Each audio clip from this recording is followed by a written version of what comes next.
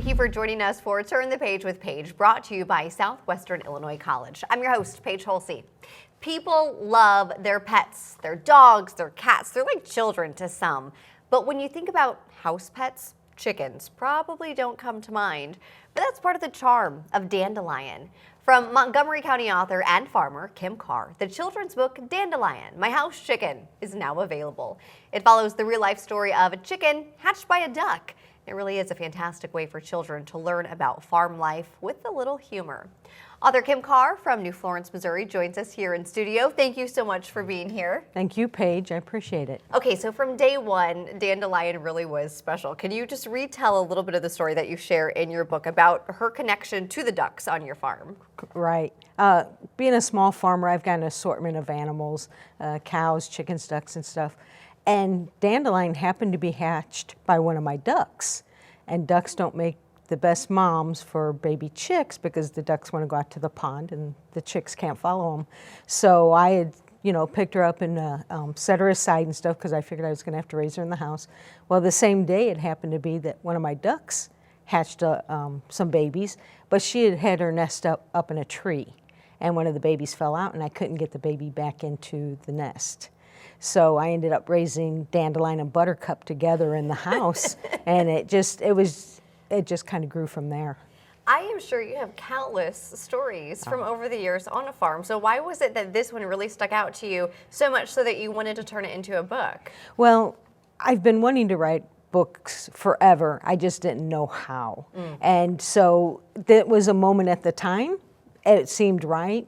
I had friends encouraging me to write a book and stuff, and I met a gal, Pam Wilson, that said, hey, you need to turn your photography into a book and everything, and it just kind of gave me that push that I needed. And speaking of that photography, if you take a look inside your book, the illustrations, the pictures are based on photos that you took, right? Yes, ma'am. Yes, ma'am. They're all iPhone photos that I took. My mom took 2 of the images in the book, and I just digitized them to make them look like illustrations to appeal to children. So, yes, that's my photography. It's neat because it makes them pretty accurate, too. Absolutely. It is exactly what was happening at that time because what I normally do is I, post a picture of what's happening on the farm, tell a story about it, and put it on Facebook. And so basically Dandelion is an accumulation of all the stories and photos I'd posted of her and Buttercup over the, over a year's time frame that I just put together. Those stories, there is so much humor in them. And I know farming is tough. I grew up on a farm. My parents still farm. And sometimes you have to have that humor to just survive the days. Do you find that too? Oh, absolutely. Absolutely. Because otherwise you wouldn't do it. If you don't laugh, you'll cry about it. Exactly. It's like this morning, with the temperatures, water was freezing as I poured it almost basically. So you've got to use a little humor. And I enjoy it. And I do find humor in it.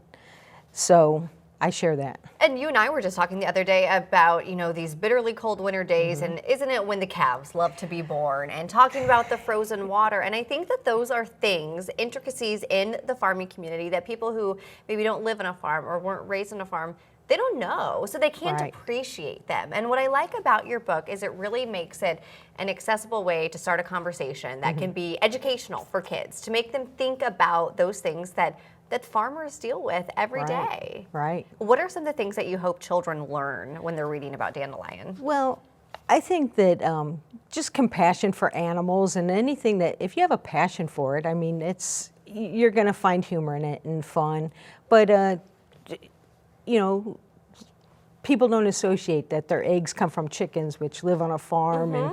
And, so just the connection, being able to connect with real life stories of animals on a real farm. Yeah, it's so important to have that appreciation, I think.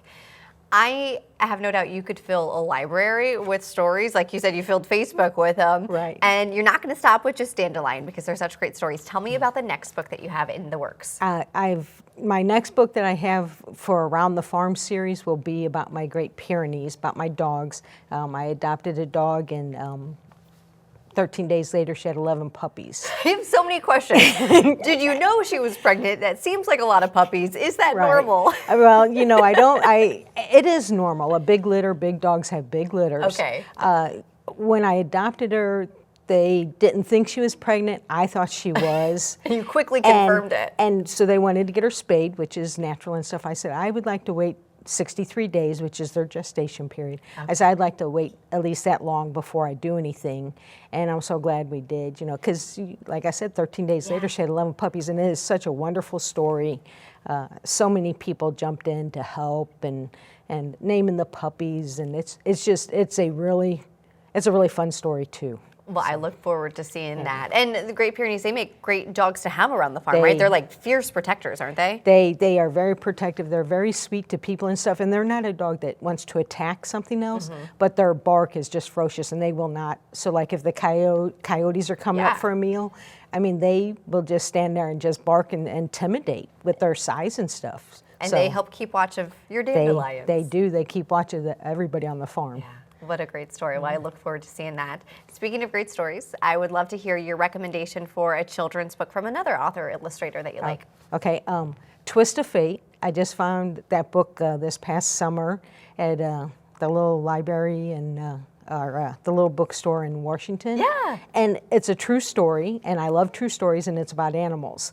So, and then you combine the fact that it's, you know, a story that was here in Missouri. So that's what I always liked, was true stories and anything about animals. So that's my favorite right now. I mean, I've had you know, James Harriet, and, you know, of course I've read that whole series and stuff, but I think it's a good book. Neighborhood Reads, a great bookstore. Yeah, Neighborhood Reads, thank you. Yeah, great, Jim. Well, Kim, thank you so much for joining us. As you know, she had to get permission from the animals to take a day off the farm. I know they're in good hands. Yep. They have good watchdogs to make sure they're safe while you're away today. Congratulations on your book, and really want to thank you from the farming community for all that you're doing to spread awareness. Well, I appreciate I think it's really important. So thanks again, and thank you at home for being here today. We hope to see you again for the next episode of Turn the Page with Paige.